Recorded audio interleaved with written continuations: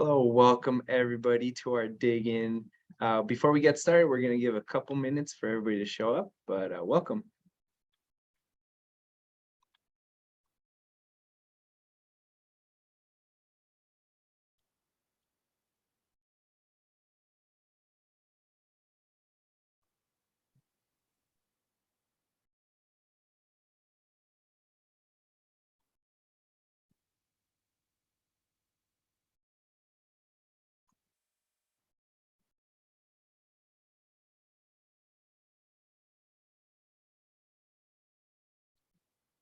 Once again, hello everybody. Welcome to our dig in. Before we get started, we're going to give it one more minute for everybody to join in, but we're excited to have you today.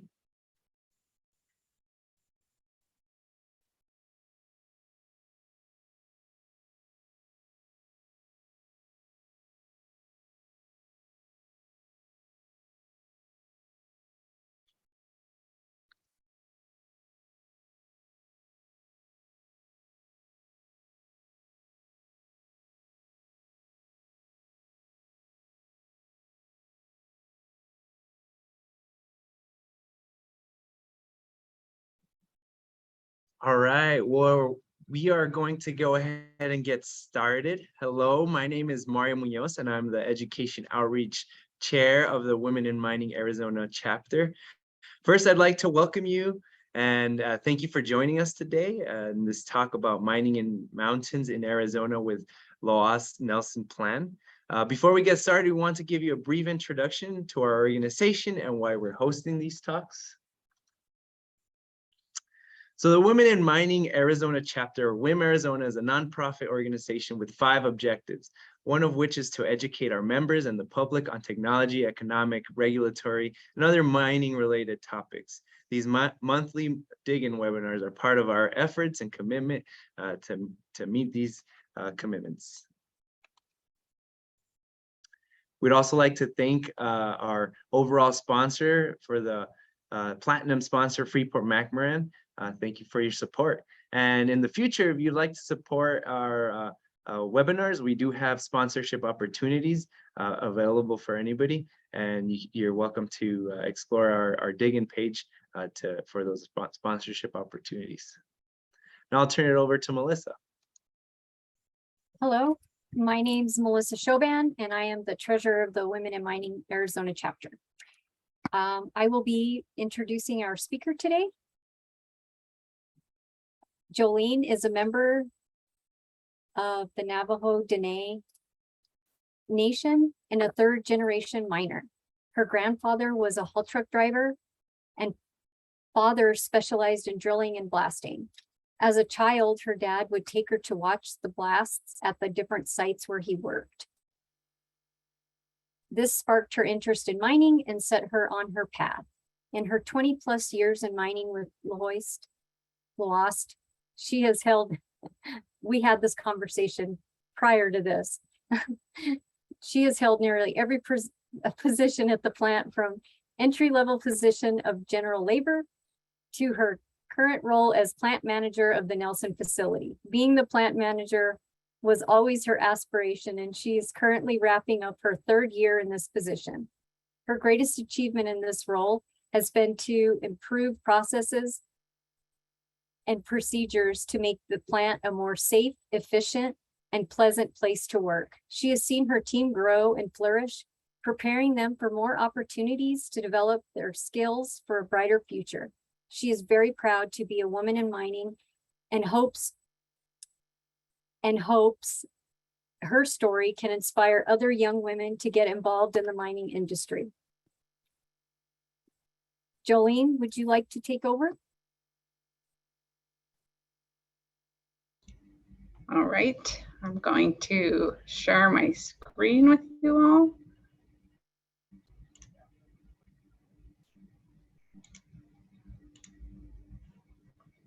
Okay, I hope it's working.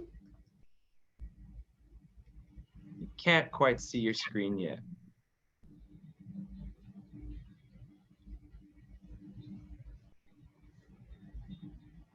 Now? No. Okay, let me try it again.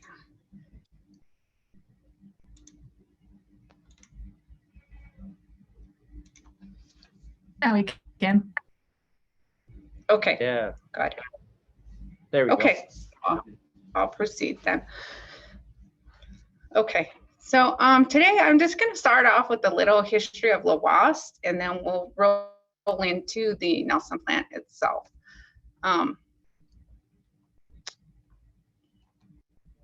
Oops. So Lhoist is a Belgium-owned company. Hippolyte de Mont started the company back in the late 1800s.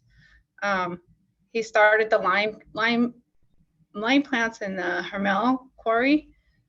From there, we go into the early 1900s with Leon Lhoist, who married his daughter, and that's where the Lhoist name comes into play.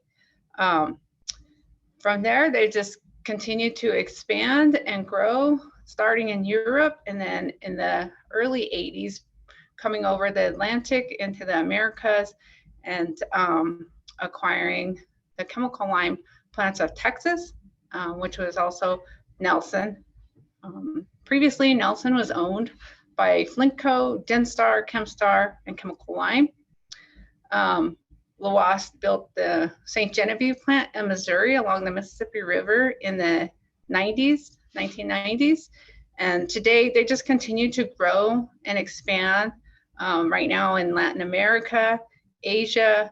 As of today, they're the world leading producer of lime and related products. Lhoist operates 100 facilities in more than 25 countries, hiring over 6,400 employees of 40 nationalities. So very large company, very good to work for. I've been with them a long time and just have grown leaps and bounds with them. So there's more if you want to see about Lhoist. They have their own website, lhoist.com. It gives all the history, it gives everything there. So now I'm just going to focus more on the plant that I work at, which is the Nelson plant. So the Nelson plant, ironically, has a similar timeline. In 1882, a gentleman by the name of Fred Nelson, where the name came from, he was a conductor of a construction train going through building the tracks into Los Angeles. It was a stop frequented by the railroad, so then they just turned it into a little town site. One of the gentlemen that rode the train through, his name was William Carey, and he came through in 1893. He thought there might be gold in this area, so he staked a gold claim, but there's not gold here.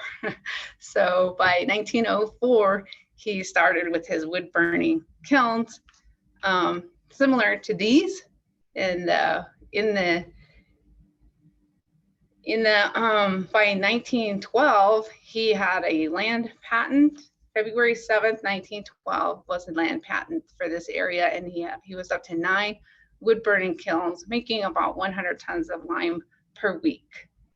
From there, Arizona became a state of the union on February 14th, 1912. By the 1940s, lime was in such high demand after World War II, just building cities, construction. They really put the pressure on for lime. So then new technologies were developed where we come to today. These were built in the 1970s. They're called rotary preheater kilns. And they make about 1,900 tons per day. They're rated at 1,800 tons per day, but we get about 1,900 tons per day, which is a lot more than the 100 tons per week. But this is our location in Arizona. We're northern Arizona. We're by the Nevada border. We border the Wallapai Indian Reservation. We're located along historic Route 66, and we're about 50 miles as a crow flies from the west end of the Grand Canyon. This is our mine property. As you can see, the Wallapai tribe is our west border. We own over 3,000 acres in our property, and we have over 300 years of reserves. This is just an image of our plant looking from east to west. Over there in the west, all the way to the skyline is the Wallapai Reservation. You can see the high wall of where our quarry mined, and from that point on is the Wallapai Reservation. So limestone is just a rock out of the ground. The earth was covered in water, and when the water receded, there was left calcium carbonate. In this hill, you can see just the sheer rock faces there are the actual limestone that we're after. So what we do is we scrape the topsoil off, and then we start drilling and blasting it. We drill, we blast, we haul the stone over to the crushing plant to be further processed. So this is what the benches would look like after a hill has been knocked down. This is our current quarry bench. It's probably some of the purest limestone in North America. It's about 95% calcium carbonate, very little impurities. It comes with various coarse crystalline structures. Our crushing and screening plant, we move about 2 million tons of stone that is then cooked into lime. That's annually. We crush it through a primary crusher, secondary crusher, tertiary crusher. We screen it to a 2-inch minus stone that we then feed into our kiln process. These things here under those hats are stone bins, where we put the stone, we drop it into what we call a preheater.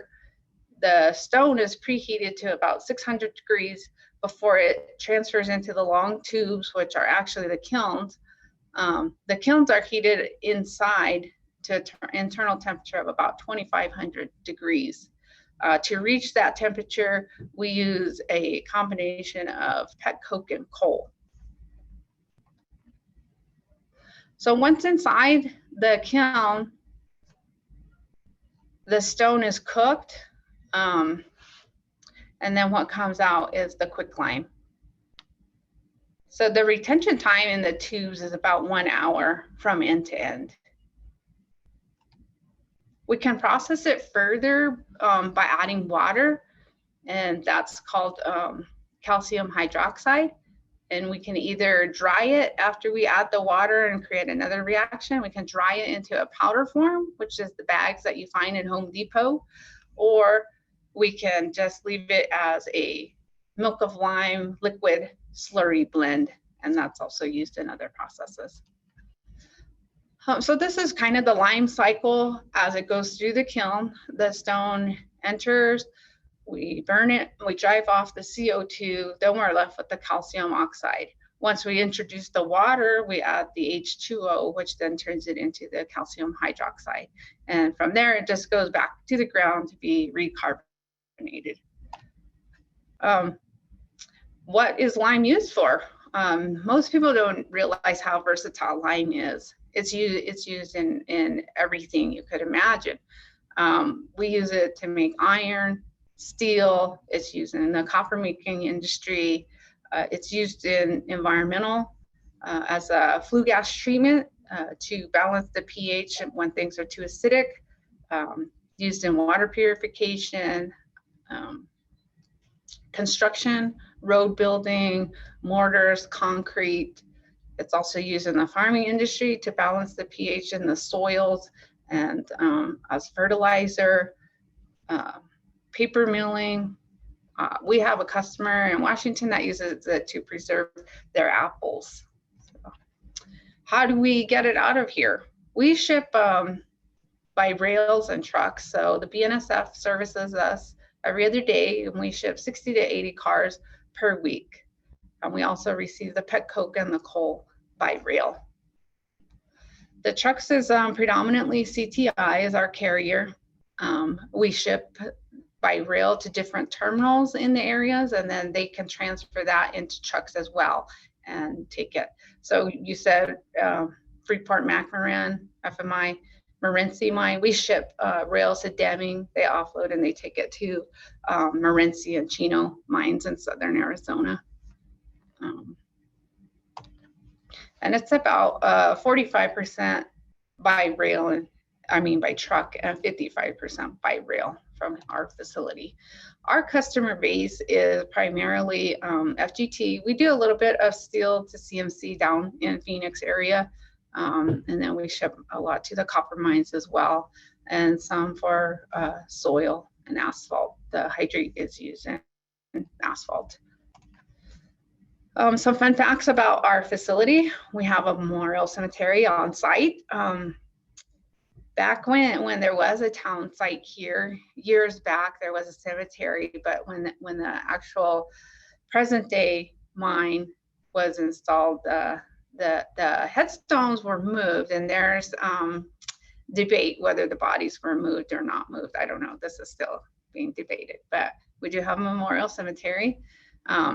Those hillsides in the background, there's axe chopped tree stumps all over back there. If you walk around back there, you could see where they actually chopped the trees down to bring them for the wood burning kilns.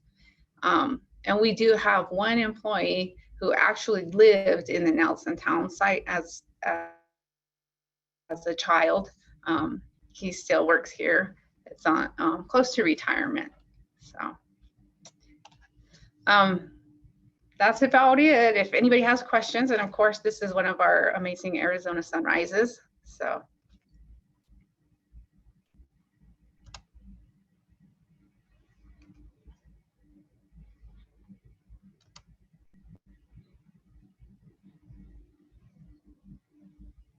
All right, thank you so much. At this moment, if anybody has any questions, you can go ahead and enter them in the Q&A or the chat, and we can get them answered.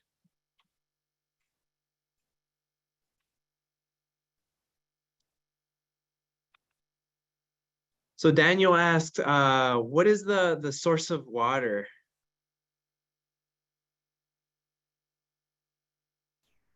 We have our own wells on site. We have 2 wells. They're very deep. Water is not easy to come by around here. So our wells are 1,800 feet deep, and they produce about 45 gallons of water per minute. Wow. And then who is your company's largest client? For mine, the Nelson plant, it would be the power plants. Tucson Electric Power is probably our biggest consumer, and then also APS customers. For sure. We have an anonymous attendee asking, what is the most memorable experience you've had while working at Lhoist? Most memorable. Oh my goodness. I'm going to tell you a story, and it was before all the safety things, right? We have a lot of safety regulations now, but when I was on the kiln floor and out in the working under those little hat things, what I told you was the stone bend preheaters, we would have to go in and scale them. Well, I was a smaller person, so I would dangle by a harness off a rope and scale down to knock material off. Well, one time I asked the gentleman to shorten my rope, tie a knot in it to make it shorter so I could be up higher. Well, he tied it for me, and it was securely tied outside, but he said, okay, try it. I said, okay, we'll see. And when I went off the edge, the knot didn't hold, so it dropped me like 30 feet, and I hit the end of the harness where the rope had finally stopped, and I was looking directly down the kiln. Well, then all the guys up top were freaking out, and they're like, oh my God, and they're just dragging me back up. And I told them, okay, just wait, let me get my footing. So needless to say, we don't clean it that way anymore. But wow. that's a very memorable experience for me. Yeah, I'm sure. Dale asks, is there a future expansion planned? Not at our plant, no. The freight rate to get the material out of here is pretty substantial. And with power plants taking their coal-fired offline, we'll have tons available. So there's no need to expand our plant. But Lhoist is building new kilns. So they've got new kilns going in Marble Falls, Texas, and also in Alabama. New steel mills are being built, so they supply steel mills heavily in that region. So they are building kilns. Great. And then what type of formation are you mining? What type of formation? Like, that's just limestone. I don't know what they Yeah, I'm mean. guessing a geological formation there.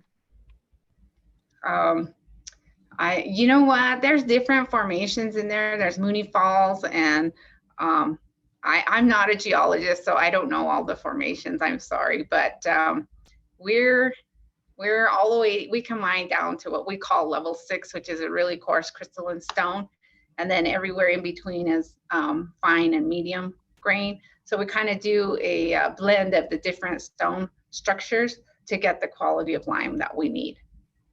Mm.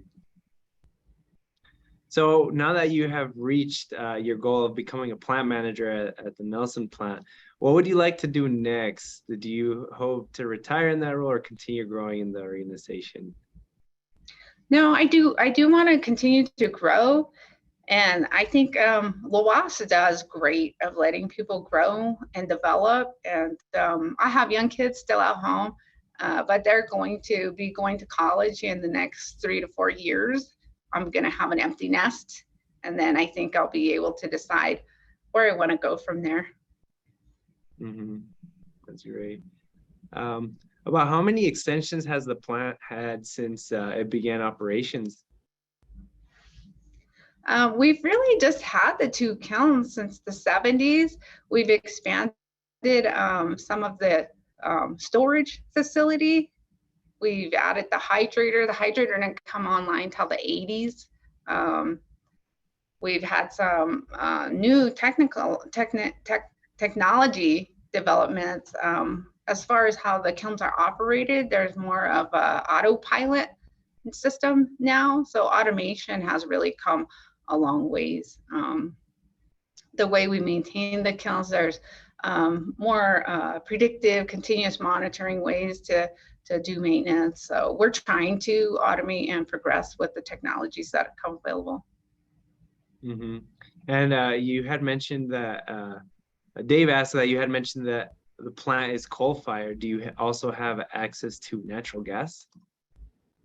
We don't. The natural gas pipeline is about 35 miles away, and it's a pretty steep investment to get it here. We warm up on diesel fuel, and then like I said, we do a coal coke combination. We're predominantly pet coke. It's 80% typically, 20% coal.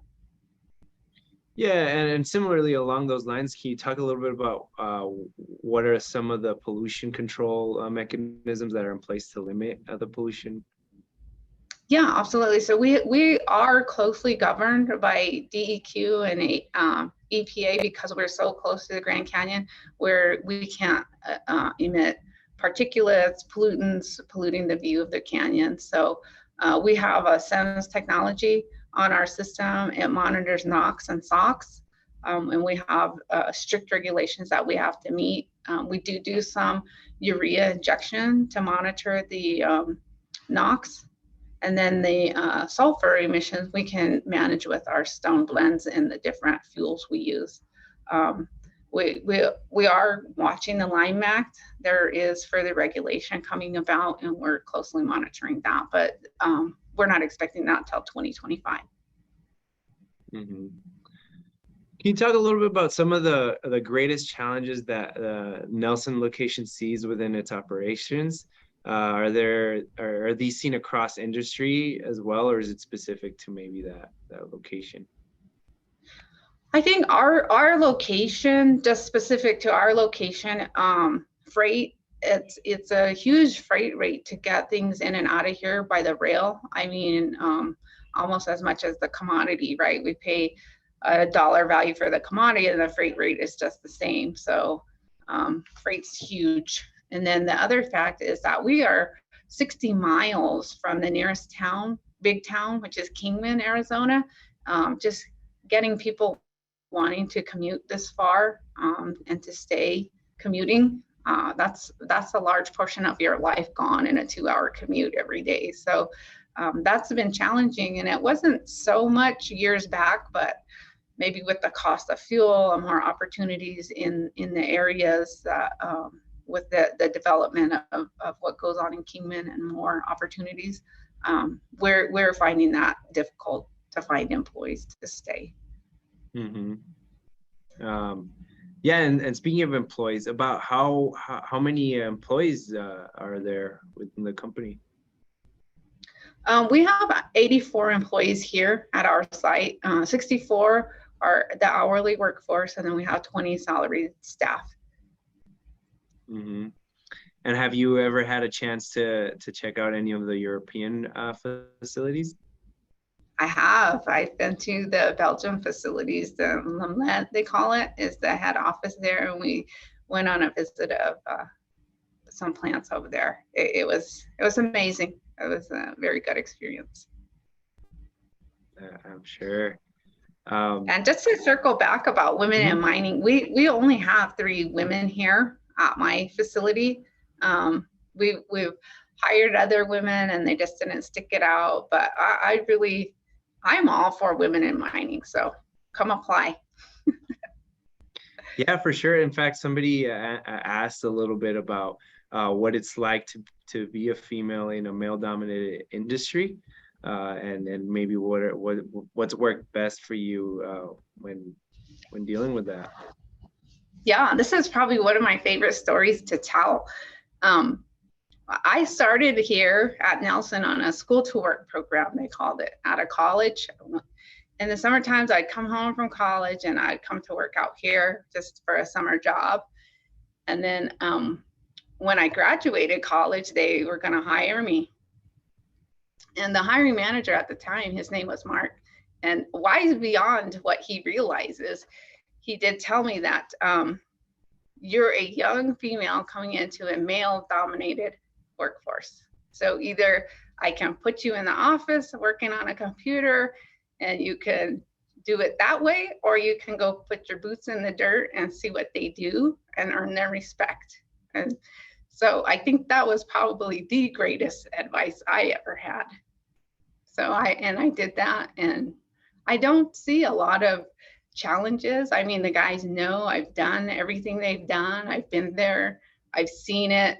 And in fact, I can help them come up with better ideas and solutions. So I think it's really benefited me, and it just gave me their respect too. For sure, absolutely.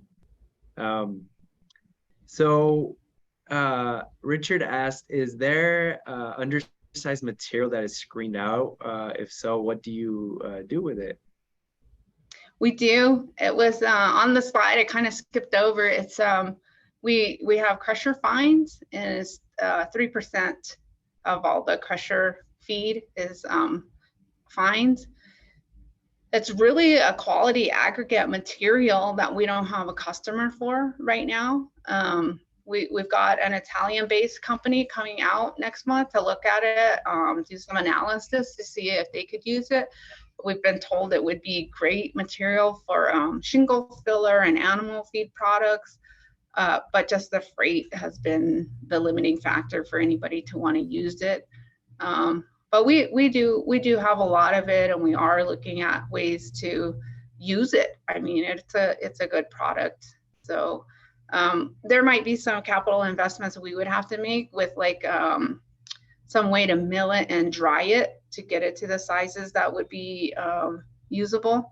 But I think further down the line, we'll invest in something and we'll do something with it. Yeah. And then we also have a product, it's the lime kiln dust, but it's being used now as a, for like landfills cleanup. They have like sludge that they have to pick up, and it really absorbs the moisture from the sludge, and it's a low cost product versus like hydrate. Hydrate's really expensive. So this is really low cost. And so we've been selling a lot of it, not quite 100% of it, but close. We're getting close. We will. And somebody was wondering if the plant has been affected by current inflation with the fuel costs rising. Oh yes, definitely, for sure. We've seen our Coke prices double. It's been tough, and just trying to balance and manage costs. We've also done price increases ourselves, right? We raised the prices of the lime just because we have to cover our own costs, and just the backlog to get the materials. Like, we could have a haul truck down and we're waiting on a wire harness for a month. You know, it's really impactful. For sure. We had another question come in about the limestone deposits, and how do you know how they were discovered?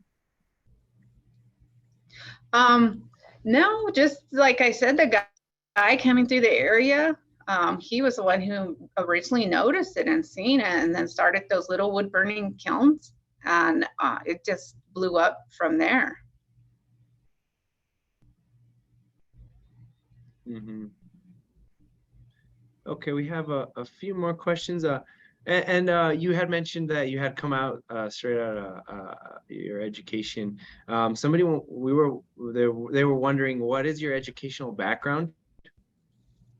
I have a business degree. I majored in business management with a minor in psychology, and I'm going to tell you that helps when you have to manage people. You should know psychology. Mm-hmm. And do you have a relationship with I forgive how I pronounce it, the Haulopai? The Wallapai? Yes, sorry. The Wallapai tribe? Yeah. You know, COVID really impacted them, and they just kind of shut down. They weren't really doing like school field trips, or the tribal council would come over for a visit, but they really shut down and got standoffish just with COVID and everything. But I think it's starting to open back up, and we'll start having the schools out again for field trips, and the tribal council would come out. But we do have some Wallapai employees too, which it makes it nice. For sure. Yeah, that being said, does the company do any type of outreach to the community, whether it's educational or other kinds? We do. We used to do a lot of activities with the school pre-COVID, and we're just starting that back up, like I said, with field trips. We just did the next town to the east, is Sligman. We did a St. Jude's Cancer Walk for them. We hosted it. We cooked breakfast. We gave out T-shirts. We raised some money for a good cause. We've painted our 966 loader pink for breast cancer awareness, and we're going to do that in October. We're going to have an event. So we have Adopt a Highway. We're on the historic Route 66, so we clean 4 miles of it both ways to come into our plant. So I'm really into the community involvement and doing things to help out. We did a food bank. We were at the food bank. We built some shelves for the food bank, erected them, and did a donation there. So gave up a Saturday and did all that with them. So my team's amazing. They just do whatever. I volunteer us for things, and they're like, yeah, let's do it. That's great. Let's see. We have one more question. So your earlier slides showed the railroad obviously in the area. Is that or was that used to move the product from the mine area, and how is the product moved to the markets? Yes. Yeah, so it's always been moved on the rail lines, and the fuel comes in on the rail lines too. That tunnel that I showed the picture of, that was actually the tunnel on our property through our quarry. Yeah, so we move predominantly by rail. So of the 2 million tons mined, we make about 600,000 tons of lime annually. And we move that to the markets by rail and by truck, 55% by rail and 45% by truck. So, see, if you see CTIs, the trucks going, they're probably carrying our product. All right, for sure. Well, those are all the questions that we have. If anybody would like to contact you, is there a way, what would be the best way to get in touch with you? I am on LinkedIn, and then I do, you can reach me here at the plant. I'm always here. All right, well, thank you. I'll turn it over to Megan. Thank you all. I appreciate it. Thank you, Jolene, for presenting today. It was really neat to see the Nelson plant and really beautiful sunrises and nice scenery. So thank you very much for presenting today. As always, for our outro, just noting to get involved. We're active on social media, and if you join a team, you can network, make a difference, grow your skills. Follow us on LinkedIn and get involved. We do have quite a few events here, so mark your calendars. As always, we have the Dig In Lunch and Learns, and our next one is September 29th on geophysics and mine planning and operations. And then in October, we'll have reclamation at De La Mar Silver Mine in Idaho. We're really proud to announce that we're going to be hosting a golf tournament on October 16th, Sunday, with the Slope Stability Conference. I'll have a few more details on that. And then just mark your calendars. We already have our quarterly events, networking and workshops in the works. So we'll have our Q3, September 30th or October 7th, networking and celebrating our scholarship award recipients at the Alfie Norville Gem and Mineral Museum in Tucson. And December 4th, we're going to host again the Diversity and Inclusion Workshop at the SME Arizona Conference in Tucson at the Star Pass Resort. So be on the lookout for more info on that. Just to go over the golf tournament a little more, there's opportunities to sponsor and proceeds support our scholarships. So definitely come out and enjoy the golf tournament with us. And I believe that's all I have. A lot of events. So thank you everyone for joining us today. Appreciate you joining another Dig In.